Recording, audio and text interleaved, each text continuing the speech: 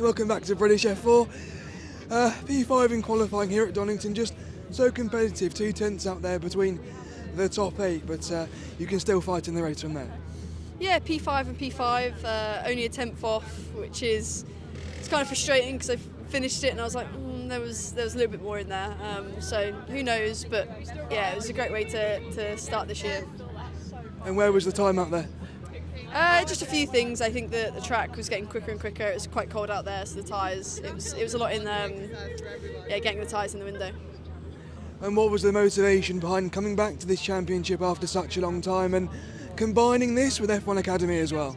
Yeah, it was just an opportunity that I couldn't say no to, really. I'm so lucky to have Rodin cars backing me in this championship, and it pairs quite nicely as I'm with Rodin Motorsport in F1 Academy as well. So yeah, it just kind of come about, and it would have paired really nicely with F1 Academy, and here we are now. And what's the dynamic like in the team? Because you're a bit more experienced than your other teammates here, so do you feel a bit of a team leader? Yeah, it's great. I wouldn't necessarily say that I'm a team leader. I think because a few of these boys have been racing last year, so the car is quite different to F1 Academy, so it has been a bit of adapting and getting used to it. When I raced in British F4 before, it was a completely different chassis, so not necessarily team leader, but yeah, it's nice. They're all very respectful, very nice lads. And what's it been like switching from F1 Academy to this, where the car is very different? And what is different about the car? Yeah, I mean, from looks they look identical, but there is quite a few fundamental things that make it quite different to drive, from the braking, different brand of brake pads, tyres. They're both Pirelli, but they're both different compounds of Pirelli. Obviously the wings are very obvious things, but there's a few different things kind of under the hood, if that's what you want to call it, that just make it different to drive. Obviously it's colder.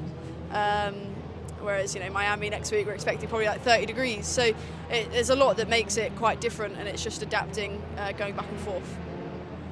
And what are you expecting from the race later on? Because it's very difficult to pass here, so is that put an extra emphasis on the start and going into Red Gate?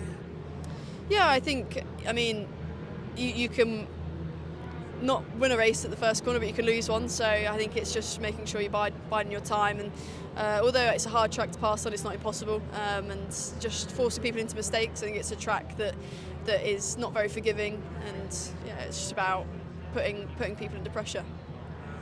And over the season, what are you expecting? Are you looking at the championship or race wins? What are your goals for this season? Yeah, unfortunately, definitely not the championship, as I'm not doing the full campaign. I miss a few races because they clash with F1 Academy, and that's taking the priority. But yeah, hopefully a few race wins, a few podiums. I'd like to be able to say that I could take some trophies back home. That'd be great. Thanks so much. Thank you. Great to see you again. Yeah, no.